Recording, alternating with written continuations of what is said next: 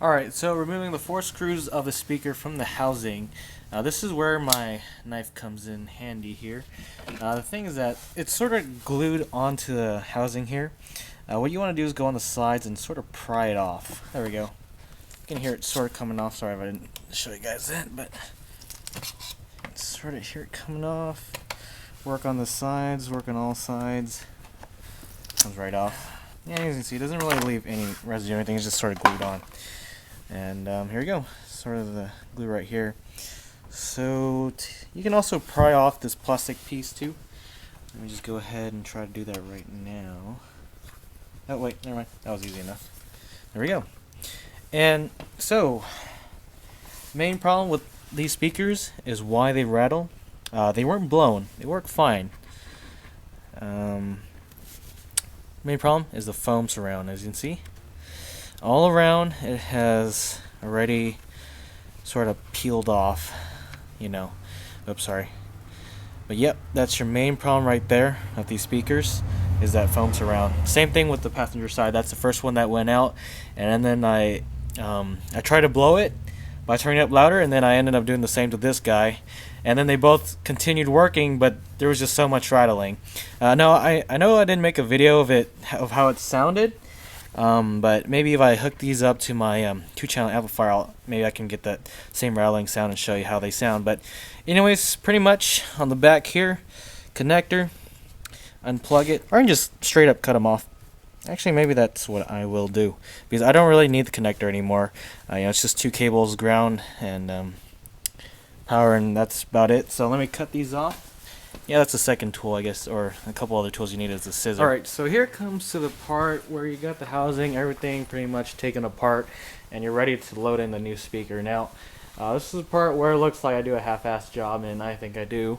What I do, I take the speaker itself, the new one, of course, load it into the housing, slowly, of course. And then I try to align it to a point where it doesn't really reveal any space of the hole.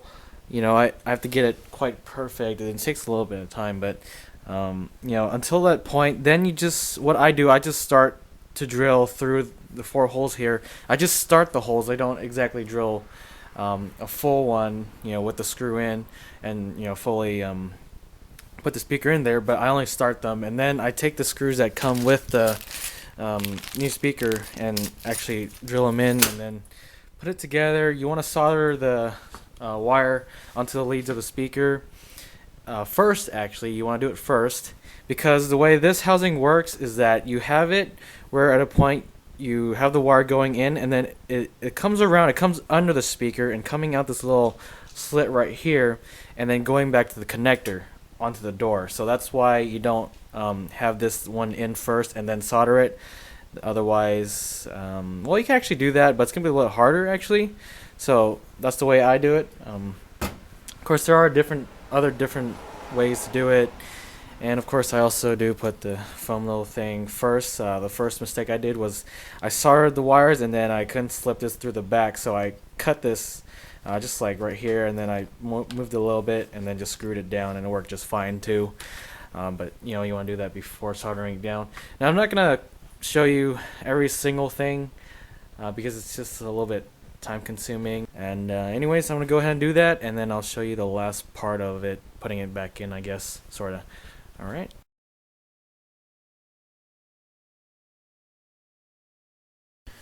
Alright, so after testing the speaker by just hooking up the cables and then turning on the car and just turning on the radio to see if it actually has sound and all that, and it does. And then after that, I just slip on that little foam piece, put in the cables again, make sure they're secure, solder them, and then after that mount it onto the housing, and then mount the housing back onto the door.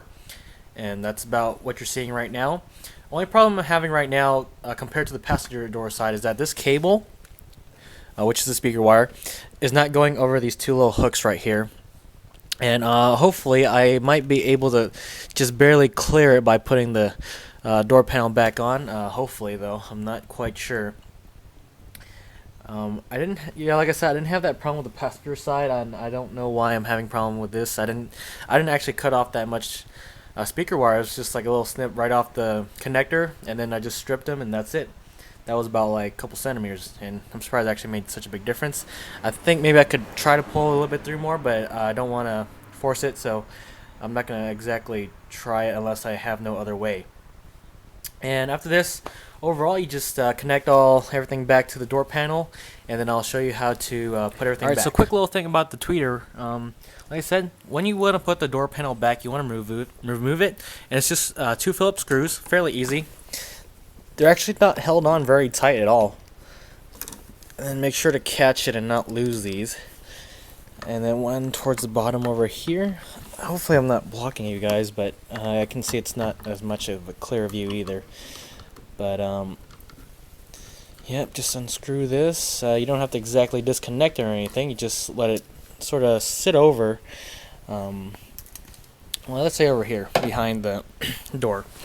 Alright, now I know this isn't such a great view, but I got all the connectors back and pretty much everything back to normal. I'm just going to lift it over right here, the panel that is.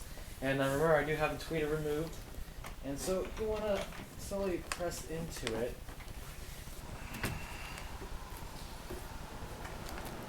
There we go. Alright, so right now the door panel is actually just hanging on. I haven't actually fully clipped it in all yet. First thing you want to do before doing that is have the tweeter that was hanging out here, move it back. There's a little plastic slot where the cable goes in, and then you want to just put this back together, screw it back in, and then push in all the door panels and then screw everything back together. Alright, so after getting the tweeter back, don't put in the housing of the tweeter just yet, but overall, at this point you just pop everything back together. Let's start from the bottom.